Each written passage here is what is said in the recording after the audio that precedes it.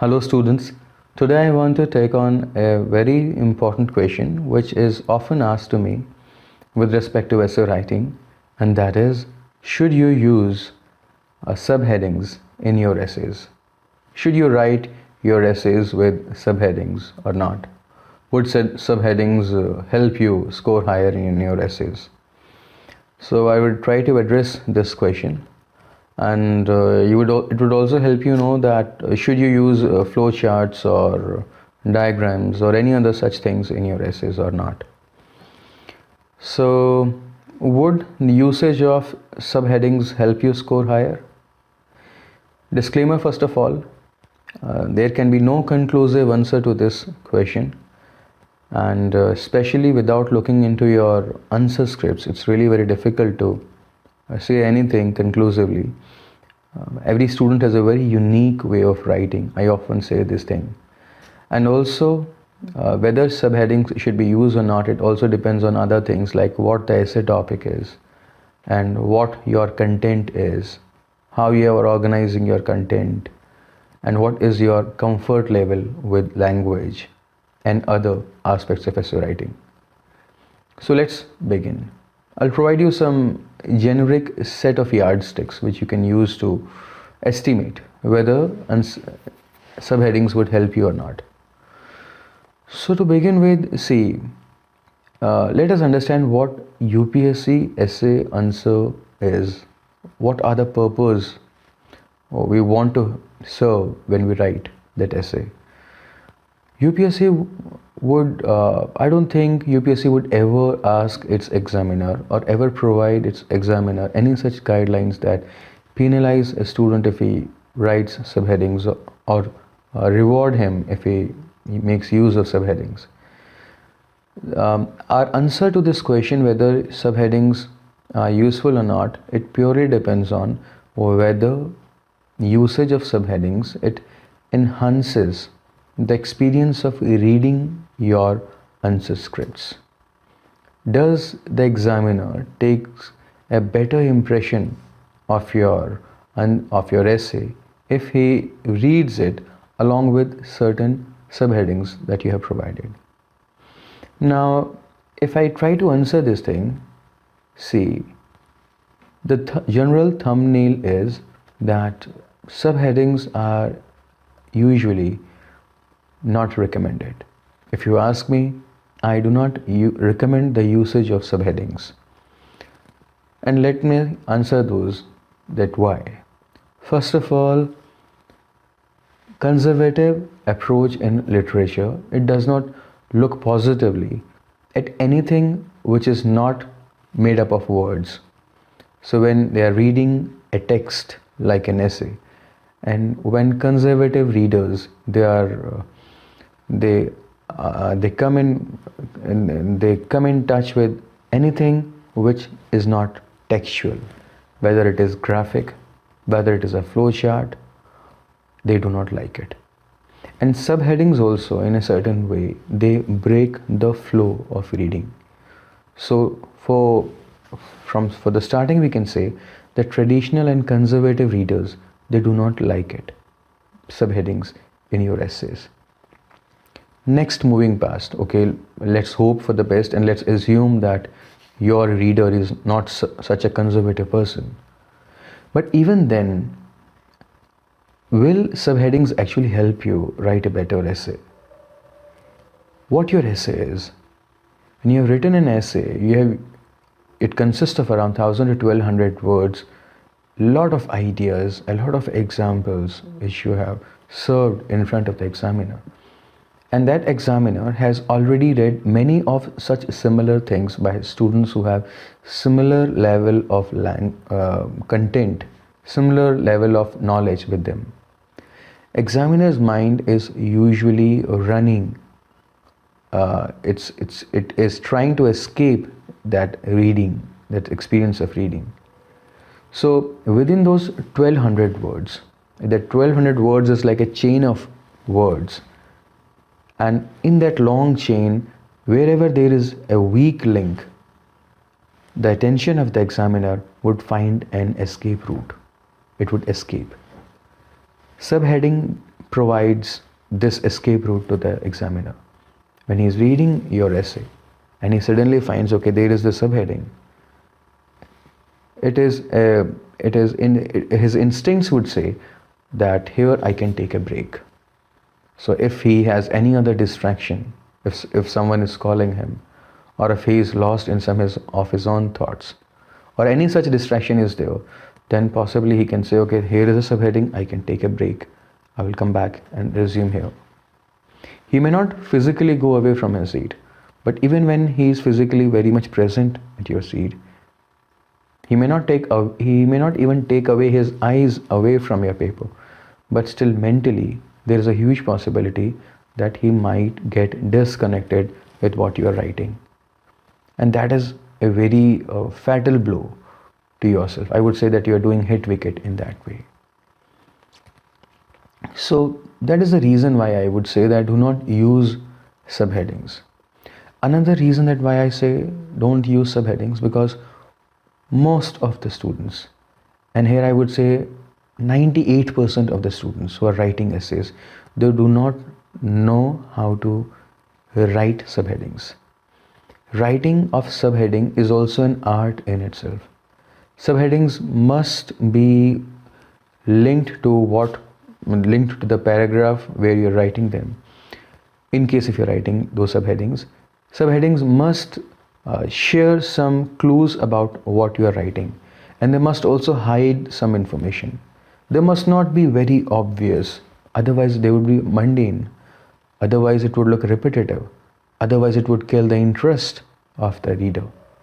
It would make the content very predictable, and if it is very predictable, not only the examiner would lose interest, but you will not be able to catch hold of his attention. You will not be able to impress him to the same extent if you have already exposed what you are writing. So one thing is for sure, even those who want to write subheadings must not be very explicit. They must hide some information and they must provide some information. So since most of the students, they cannot perfect this art of using subheadings, that is also one reason why I generally would say that don't use subheadings. Another thing is that I could give you an example of this also, that you shouldn't use very obvious subheadings if you want. For example, last year there was this essay on patriarchy as a major component of social inequality. Suppose there is a topic like this on patriarchy or women empowerment or social movements, and now you start from women movement position of women in the ancient times, then medieval and so on. Instead of writing a subheading like this, that position of women in ancient times, and then the next subheading is position of women in medieval times and so on, you could use a word like this, simple words, past and present. Do not even use these words, women in past and present. Let there be some level of abstraction, past and present, words like these, or looking beyond, or problematization in the definition. Some words like these which are not very much self-explanatory, which though gives some clues about what is coming up front, but what is coming in the subsequent paragraphs, but they're not really very much speaking for themselves. Since students, I've seen this, that it's difficult for students to exactly master this art. Another issue which comes if you use subheading is that how many times would you use subheadings? Do you think that you would use subheadings to showcase your most prominent example? Okay, suppose in a paragraph we have given a subheadings, and let us assume that subheading is very much appropriate on those couple of paragraphs which they correspond to. But how would the examiner know that the scope of this subheading has ended? There is only one way in which you can tell the examiner that the scope of this subheading has ended, and that is to use another subheadings. In this way, once if you use a subheadings, your dependence on it would grow. Throughout the essay, you would depend on subheadings. And then you will be caught into this. Your mind would be diverted on framing subheadings wherever they are needed. And this would reduce your attention from the essay. So these are some of the reasons why I would say that usage of subheadings is not recommended. In a similar way, some students, they use flowcharts or diagrams. I generally would say, as a thumbnail, as a thumb rule, that do not use flowcharts or diagrams. And if you really want to use them, then be sure that those flowcharts and those diagrams are actually improving the reading experience of the examiner. That they must be very beautiful, they must be very neat and clean and tidy. For example, suppose if you have to draw a geometrical figure around which you are drawing, and you are using every corner of that geometrical figure to write a point, then ensure that this geometrical figure is no more than a triangle or rectangular. That is no more consisting of 3 or 4 points.